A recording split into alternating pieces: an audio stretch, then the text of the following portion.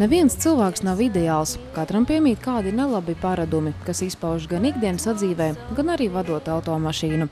Viens no biežāk novērotiem autovadītāju netikumiem, kas var apdraudēt satiksmes drošību, ir mobilā tālruņa lietošana braukšanas laikā.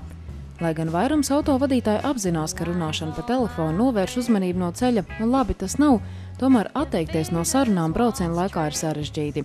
Daudzi autovadīšanu apvieno ar biznesa lietu kārtošanu, līdz ar to pilnībā izvairīties no mobilā tālruņa lietošanas ir neiespējami. Kā alternatīvu tam, daļa izmanto tā dēvēto handsfree jeb bezroku sistēmu, taču arī tas nav risinājums. Vienlaikus gan vadot automašīnu, gan sarunājoties, šis tas ceļā tomēr paliek nepamanīts. Bet interesanti, ka tikai ratais cenšas no šī ieraduma atradināties, jo telefonu sarunas kļuvušas teju vai tikpat nepieciešams, kā ātrās uzkodas steidzīgajā ikdienā. Jums ir jānovērtē sevi jūsu sliktie autovadītājas ieradumi. Mani sliktie, citreiz nav varbūt pietiekami koncentrēšanās ceļam. Tas ir kā? Tas ir, iespējams telefons citreiz patraucē, bet tas ir, es mēģinot atradināties īstenībā, tas ir, tas nav atļauts jā. Tu mēģināt, teiksim, neapvienot vairākas lietas vienlaikus iebraucot? Jā, arī neāt pie stūras mēģinu koncentrēties. Sliktie paradumi tādus nevar iedomāties. Ikdienā braucot nesat piefiksējis, ka darat varbūt kaut ko? Slikta tā, kad Doguras brauc. Bet brauc. Bieži tā sanāk? Nē, nav bieži. Kā ar visām pārējām lietām, mobilā telefonu lietošanu, ēšanu pie stūras? Tie sliktie paradumi. Tie liekas ikdienišķi. Netraucē braucot? Dažreiz traucē. Izbrauc cauri, domā, cauri jau izbrauc pilsētā. Tad ir kaut kādas lietas, kas, teiksim, ja vienlaikus dara citu darbību, tad varbūt nepamanīts. It kā nav pareizi, jā. Tas nav pareizi, bet kādreiz tā iznāk. Nav taču tāda, ne. Vispār nemaz? Ne.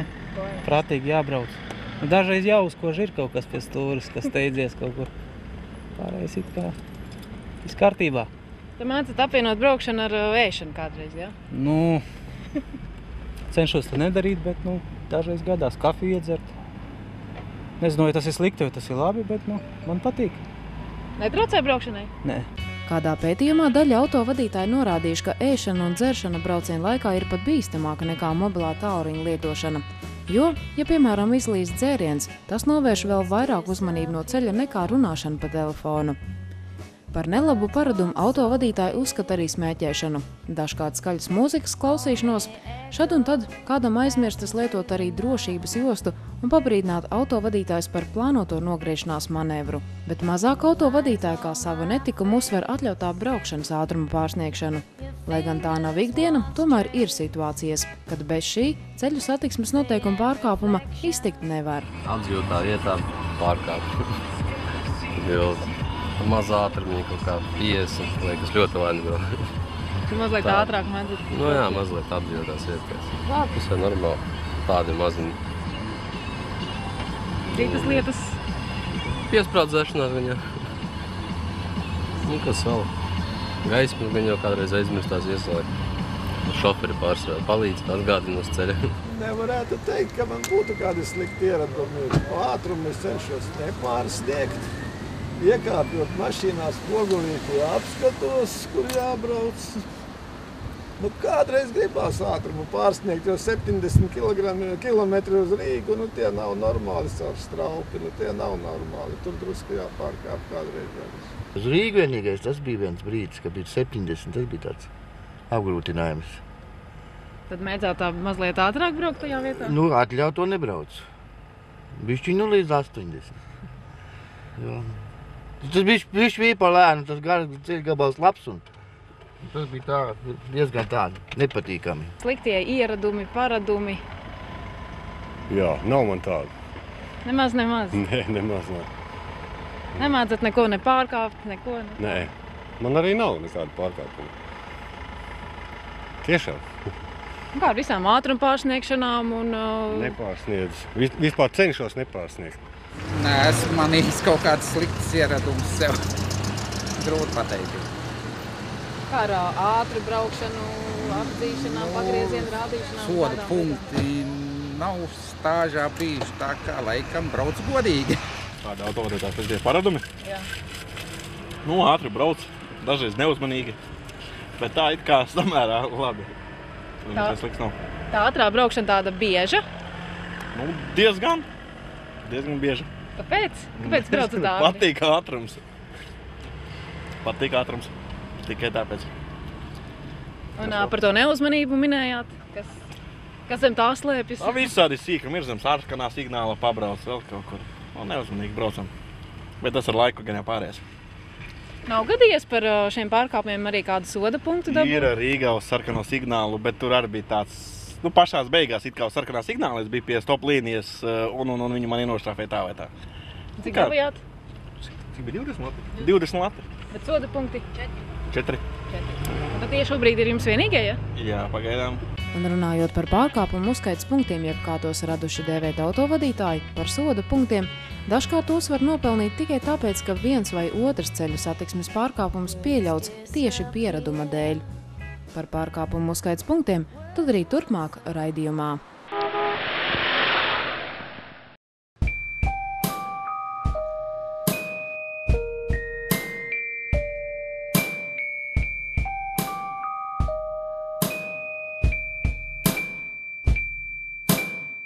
Pārkāpumu uzskaites punkti nav papildus soda veids jau uzliktajai soda naudai, kā daļa autovadītāja mēdz uzskatīt. Pārkāpumu uzskaites punktu sistēmas mērķis ir nodalīt ļaunprātīgos un regulāros ceļu satiksmes noteikumu pārkāpējus no tiem, kuri tos cenšas ievērot. Ja kādam gadījies nopelnīt 1 vai 2 punktus, kā pauž Ceļu satiksmes drošības direkcijā, satraukumam nav pamata, jo pēc 2 gadiem tie dzēšas. Par nopelnītajiem punktiem vairāk vajadzētu satraukties tiem autovadītājiem, kuri regulāri pārkāpj ceļu satiksmes noteikumus, kā arī jauniem autovadītājiem, kuriem nav vēl sasniegts 2 gadu stāžs. Ja tiek sakrāti 12 punkti, autovadītājiem ir jākārto gan teorijas, gan braukšanas eksāmeni. Pozitīvā iznākumā vadītājiem ir iespēja atkal mazināt uzkrāto punktu skaitu par 2 punktiem. Savukārt sakrājot jau 16 punktus vai vadītājiem, kuru stāžs ir mazāks par 2 gadiem, 10 punktus, vadītājiem piemēro transporta līdzekļu vadīšanas tiesību izmantošanas aizliegumu. Minimālais aizlieguma termiņš ir 1 gads. Pēc tā beigām, lai atjaunotu vadīšanas tiesības, autovadītājiem arī ir sekmīgi jānokārto gan teorētiskais, gan vadīšanas eksāmenis. Varētu rasties jautājums, kā tad man iepriekš? Es nepaskaitīju līdzi, es nezināju un uzreiz saņemu paziņojumu, ka man ir iestājies tiesību izmantošanas aizliegums. Ne, tā gluži nav. Tas viss ir pakāpeniski, viss ir paredzēts administratīvo pārkāpumu kodeksā un nostiprināt ceļu satiksmes likumu 43. prim pants paredz, kas tur vēl seko un kā tas pakāpeniski notiek. Un pirmo brīdinājumu vadītājs saņem jau pie 4 šiem pārkāpumu uzskaites punktiem. Pirmais brīdinājums pie 4, tad, kad vadītājs ir sasniedzis 8, tad viņš saņem šādu te paziņojumu informāciju, kur viņš ir ielūgts apgūt gan satiksmes noteikumus, gan praktisko vadīšanu pie 8 šiem te pārkāpumu uzskaites punktiem. Ir viņa iespēja ierasties vai neierasties. Ja viņš ignorē šo mūsu ielūgumu, tad pusgadu laikā viņš nedara neko, tad viņam 2 punktus vēl pieskaita klāt. Vadītājiem ar lielu stāžu tas varbūt nav liela nelaime, bet vadītājiem līdz jaunajiem vadītājiem nosacīti iestājās 10 punktu reizē ar to tiesību aizliegums, tiesību izmantošanas aizliegums uz gadu. Ceļu satiksmes drošības direkcija gan iesaka atsaukties aicinājumam, jo kursus apmeklējot, autovadītājs mazina uzkrāto punktu skaitu par 2 punktiem. Nodarbības kursus var drošas braukšanas skolā vai sporta kompleksā 3x3 iziet. Tur jau priekš paši iemaņām ar tas nav slikti nemaz, kad, teiksim, pēc kaut kādu laiku atkārtot šīs iemaņas. Mums ir mērķis, lai cilvēks šajās te nodarbībās arī kaut ko iemācās, lai viņš padomā, lai viņš atsvaidzina. Tur ir vairāk tie bloki par šīm te tur ir psihologs, tur ir ceļu satiksmes noteikumi, tur ir vesela virkne, lai cilvēks atsvaidzina zināšanas par šo te sfēru, ko sauc, teiksim, par ceļu satiksmes drošību. 90 Latvijas kopā. 2 nodarbības, 2 dienas ir teorētiskās, un 1 diena ir praktiskā vadīšana un vesela virkne tāda. Tā kā, nepārkāpiet, šeit jau tā lieta, nepārkāpiet, nekrājiet punktus, un jums šīs visas nepatikšanas ies garām. Nepatikšanas gan neies secen, ja autovadītājs pat pēc kursa apmeklējuma turpinās ignorēt ceļu satiksmes noteikumus, jo punktus atkal sakrāt nebūtu nav grūti. Tā piemēram, par nepiesprādzēšanos jau var nopelnīt 1 soda punktu. Par ceļa nedošanu gājējiem vai transporta līdzekļiem, kuriem ir priekšroka, tiek piešķirti 2 punkti. Par braukšanu pa ietvēm, gājēju ceļiem, velosipēdceļiem vai citām vietām, kas nav paredzētas transporta līdzekļu braukšanai, var nopelnīt 3 punktus. 4 punkti tiek piešķirti par sarkanā luksaforu signālu neievērošanu, bet 1 līdz 5 punktus autovadītājs var saņemt par atļautā braukšanas ātruma pārsniegšanu, par agresīvu braukšanu 6 punktus. Un šādi uzskaiti varētu turpināt vēl un vēl, jo punktus autovadītājs var iegūt par dažādiem pārkāpumiem. Jāpiemina, ka te jau pirms 10 gadiem ieviesto pārkāpumu uzskaits punktu sistēmu autovadītāji vērtē atzinīgi. Tā disciplinē vismaz. Sāc domāt, ja ir vairāk, bet par cik man nav viņu daudz, tad šogad dzēsīsies 2 punktiņi. Tad ir sakrāti 2, jā? 2 tikai, jā. Un par ko tad? Pa ātrumu. Tad tomēr ir gadījies, vai ne? Nē, tas ātrums tā. Apdzīvotā vieta laukos, kur viena māja un brauc uz 75. Vai uz 50. Tā bļoda bija. Bet, ja jums ir šie 2 punkti, vai jūs arī sakojat līdzi? Būtībā, es tagad zinu, ka man ir, tad turpmāk jābūt mazliet uzmanīgākam. Vai sakojat līdzi? Pie 2 vēl īsti nesako. Bet es zinu, kuriem ir vairāk, un tad tie jau sāk uzmanīties. Man viņu nav. Un acīm redzot, kaut kādā veidā jāsoda tomēr ir, ja klaji pārkāp, ja neievēro vienreiz brīdinājumu, otrais brīdinājumu, tad kaut kas jau jādara, tad ir droši vien. Es domāju, ka pareizi, jā. Kāpēc? Kas sasniedz, ja tu trakulis pie stūras esi, tad jau ar laiku bez tiesībām paliks. Es domāju, ka pareizi sakrējās tie punktiņi. Tad informācija par tiem punktiem ir pietiekama jums? Jā, telefonai pieejams, CSDD visu var redzēt. Tos punktus. Diezgan ērti, jā, es uzskatu, ka tas ir pareizi. Un pašam ir gadījies nopelnīt arī? Patreiz 0. Paldies Dievam. Bišķiņ jau vajag turēt grožos. Jā, nezinu. Tā man ir. Ir jau kāds sīks pārkāpums jau kādreiz gadās, bet tas tā nenozīmīgs.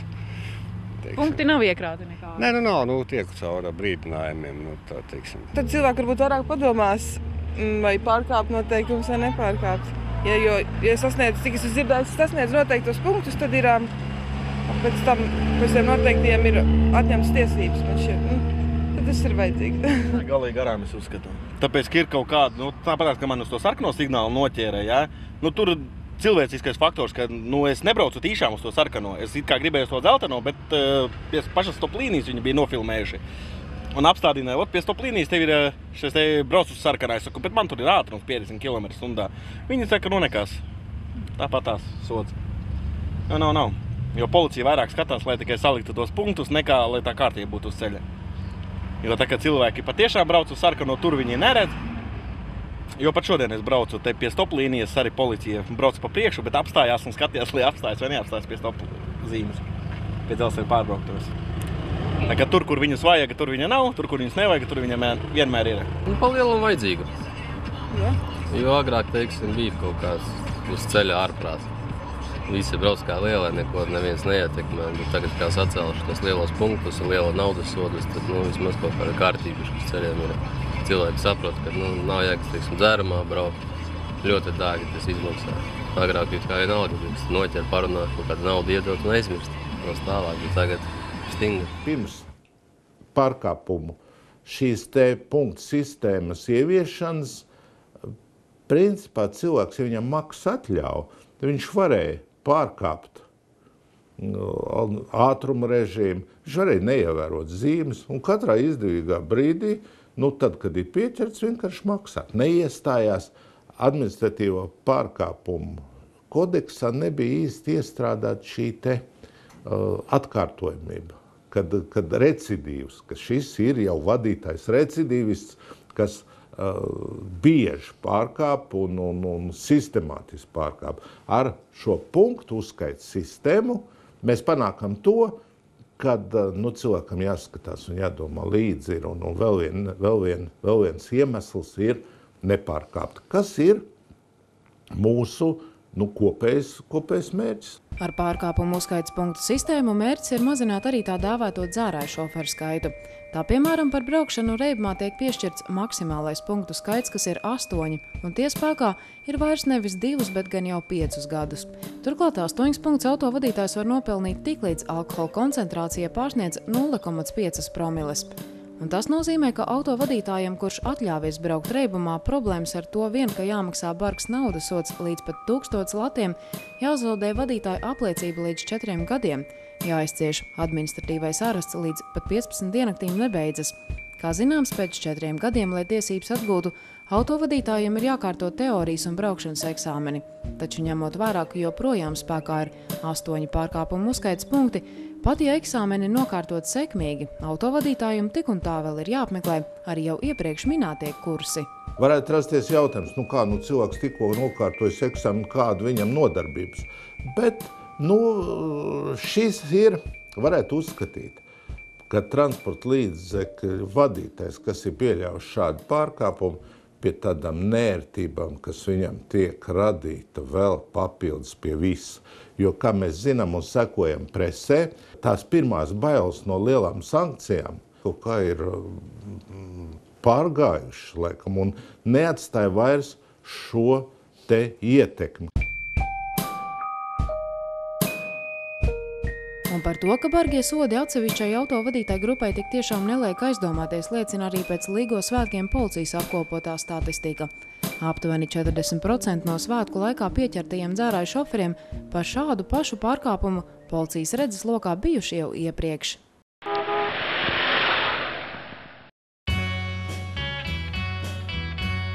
Analizējot Līgo svētkos alkohola reibumā pieķertos autovadītājus, policija secinājusi, ka salīdzinoši liela daļa no tiem jau iepriekš sodīti par tādu pašu pārkāpumu.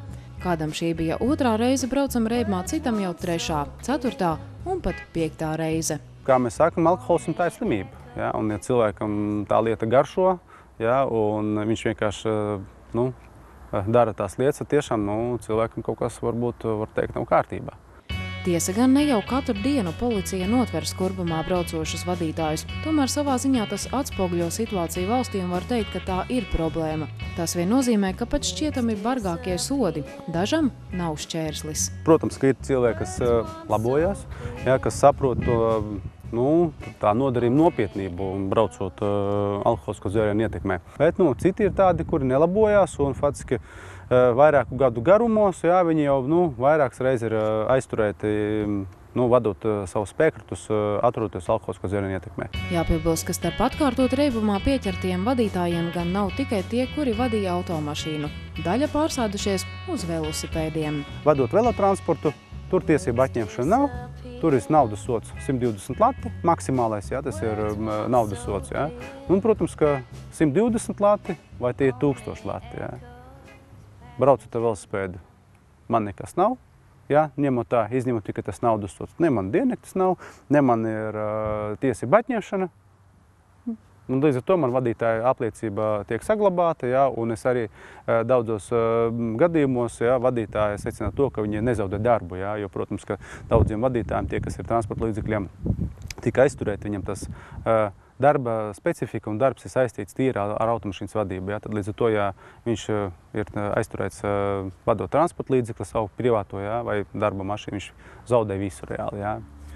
Tad līdz ar to arī tiešām cieši ģimeni. Un tad līdz ar to vadītāji vienkārši izvēlās to labāko alternatīvu, kas viņam vieglāk ir, tas ir braukt ar velosipēdu. Bet tendence tieši tāda, ka tas pats velosipēdists, jā, vadot, viņš taisa lielākās briesmas, ka tāpat kā arī cits jebkurš ceļu satiksmes dalībnieks, kas atrodas alkoholisko dzērienu ietekmē. Ja? Jo līdz ar to ņemsim tā stabilitāte, ja? Tālāk viņš jau nestabili brauc un no viņa jau nevar paredzēt visus tos gājienus, ko viņš var izdarīt vadot ar velosipēdu. Ja? Viņš pa ceļa nomalu, viņš nebrauc pa ceļa malu, ja? Viņš jau tendence viņam braukt vienkārši virzīties uz ceļa braucamās daļas vidu, ja? Kur tiešām mašīnas brauc garām, ja? Un var notikt kāds nelaimes gadījums. Ņemot vērā, ka ar jau šī brīža bargiem sodiem ne visus ir iespējams pārmācīt vai iebiedēt, policija un ceļu satiksmes drošības direkcija rosina pret šādiem autovadītājiem un tie, kuri brauc narkotisko vielu ietekmē, vērsties ar vēl skarbākām metodēm. Viens no risinājumiem – autovadītāju tiesību atgūšanas procedūras paildzināšana. Kā pauž ceļu satiksmes drošības direkcijā, pat laban tiesības var atgūt, ja tiek izieta ārstu komisija, kas bieži vien ir formāli un ir nokārtoti eksāmeni. Šo procedūru var paveikt pat vienas dienas laikā. Taču ierosinājums ir, ka turpmāk bez ārstu komisijas obligāts būtu arī psihiatra atzinums, kurš ilgākā laikā ir vērtējis personas spēju piedalīties ceļu satiksmē, neapdraudot citu dalībnieku drošību. Līdzīga prakse ir satiksmes drošības jomā vadošajās Eiropas valstīs, kur tiesību atgūšanas process ir laikietilpīgs un dārgs. Tā, piemēram, Vācijā šis process var aizņemt pa 2 gadus. Pie jautājumu, kad vadītāja apliecību atgūt, būtu jādomā, kā grūtāk pēc šāda te pārkāpuma. Pie tā tiek strādāts. Te varētu būt kaut kādi papildus kursi vēl. Te varētu būt pat līdz citās valstīs pat anonīmo alkoholiķu kaut kādas nodarbības jāapmeklē. Ir tādi cilvēki, kas, piemēram, jau ar mašīnu braukuši pagājušo gadu, aizpagājušo gadu, jā, vien faktiski tas ir katru gadu viņš vienkārši brauc. Vienkārši tas gada griezums ir jau pagājis, jā, bet, viņš, piemēram, gads pagāja, viņš gads un 2 nedēļas jau atkal viņš trāpās, jā. Paiet atkal tas gads un kaut kāds 3 nedēļas vai gads un mēnesis viņš atkal trāpās, jā. Tad līdz ar to viņam tas ir katru gadu, jā. Līdz ar to pret tādiem cilvēkiem, es domāju, ka ar visu bardzību arī jāvēršās.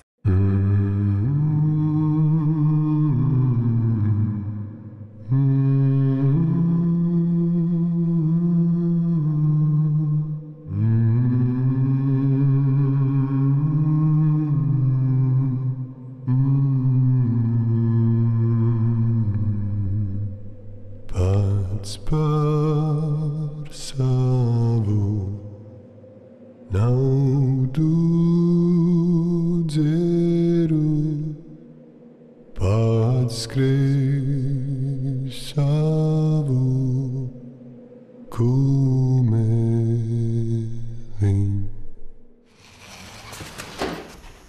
Ja dzer, tad nebrauc.